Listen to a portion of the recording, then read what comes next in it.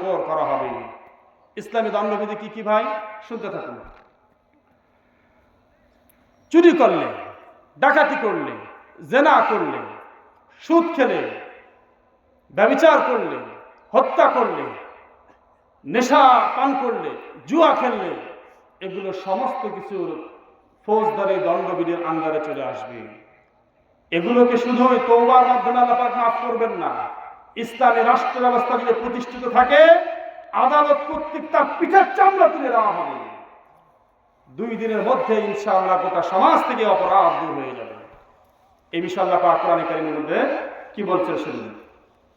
আল্লাহ পাক রব্বুল আলামিন সূরা মাইদা 33 নম্বর আয়াতে বলেন, ইন্নামা জাযাউল লাযীনা ইউহারিবুনা আল্লাহা ওয়া রাসূলাহু ওয়া ইয়াসআউনা ফিল আরদি ফাসাদা আও ইউকাত্তালু আও ইউসাল্লাবু আও তুকাত্তাআ আইদিহিম ওয়া আরজুলুহুম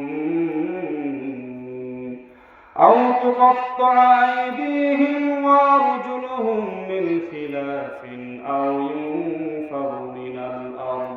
আল্লাহ পাক রব্বুল আলামিন বলেন, সমাজের মধ্যে যারা বিশৃঙ্খলা করবে, ভালো সমাজ থেকে যারা মাদক দিয়ে ছেড়ে দিবে, ভালো ছেলে মেয়েদেরকে যারা জুয়ার মধ্যে ডুবাই দেবে, ভালো সন্তানদেরকে যারা জেনার মধ্যে ডুবাই দেবে, কিংবা চুরি ডাকাতির সঙ্গে যখন তারা যুক্ত হয়ে যাবে, আল্লাহ পাক রব্বুল আলামিন বললেন, তখন তোমাদেরকে ছেড়ে দেওয়া হবে না। ইসলামের রাষ্ট্র ব্যবস্থা যদি প্রতিষ্ঠিত হয়ে যায়, আল্লাহ পাক বলেন, তোমাদের তখন তাদেরকে হত্যা করো, আও মুসাল্লামু কিংবা ফাঁসিতে ঝুলে দাও, আও তুকাত্তাআ আইদিহিম অথবা তাদের হাতগুলোকে কেটে দাও, ওয়া আরজুলুহুম মিন খিলাফিন অথবা তাদের পাগুলোকে বিপরীত দিক থেকে কেটে দাও, আও ইউনফাউ মিনাল আরদ অথবা তাদেরকে দেশ ছাড়া করে দাও।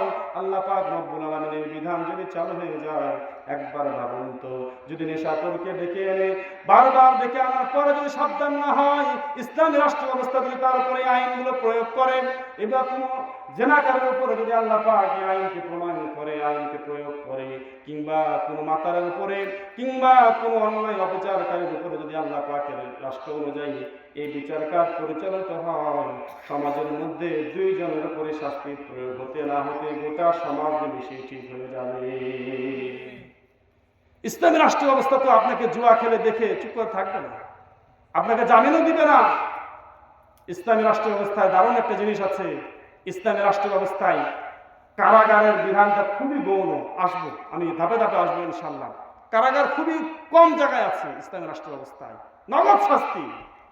বেটা তুমি সমাজের মধ্যে বিশৃঙ্খলা করবা, জুয়া খেলবা, ভালো ভালো সন্তানগুলোকে ডেকে নিয়ে আমাদের আড্ডায় বসাবা, ভালো ভালো মেয়েদেরকে ইফটিজিং করবা, সুন্দর সতী নারীদের উপর অপবাদ দিবা, তোমার চেয়ে তোমার চেহারা দেখা হবে, পাছার চামড়া তুলে নেওয়া হবে।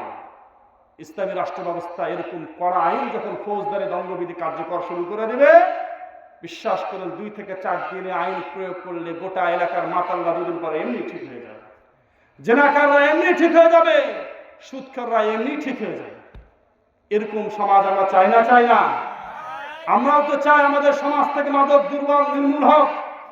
গোটা রাষ্ট্র ব্যবস্থায় মাদককে নির্মূল করতে ব্যাকুল হয়ে আছে। দুর্নীতিকে নির্মূল করতে দুর্নীতি দমন কমিশন করা হয়েছে। চিরতরে এগুলো বন্ধ হবে না।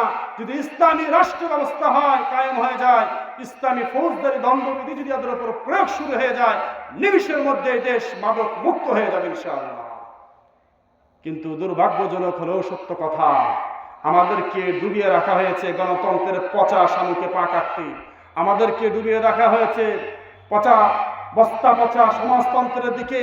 আমাদেরকে ডুবিয়ে রাখা হয়েছে বস্তা পচা জাতীয়তাবাদীর দিকে। আমাদেরকে ডুবিয়ে রাখা হয়েছে বস্তা পচা দুর্গন্ধযুক্ত ধর্ম নিরপেক্ষতার দিকে। আমাদেরকে খেলাফতের স্বপ্ন দেখতে দেখা হয় নাই। আমাদেরকে ইসলামী রাষ্ট্র কেমন হতে পারে এই স্বপ্ন আমাদেরকে দেখতে দেওয়া হয় নাই। যার কারণে ইসলামী সমাজ কেমন হতে পারে কল্পনাতেও আসা হয়। এজন্য আসুন একটি ক্ষুধা তৈরি করুন যে আমরা ভবিষ্যতে যদি কখনো সুযোগ পেয়ে যাই, দেশকে ইসলামের পক্ষে নিয়ে যাব। রাজি আছেন তো ইনশাআল্লাহ? আল্লাহ পাক কবুল করুন। প্রিয় ভাইরা আমার,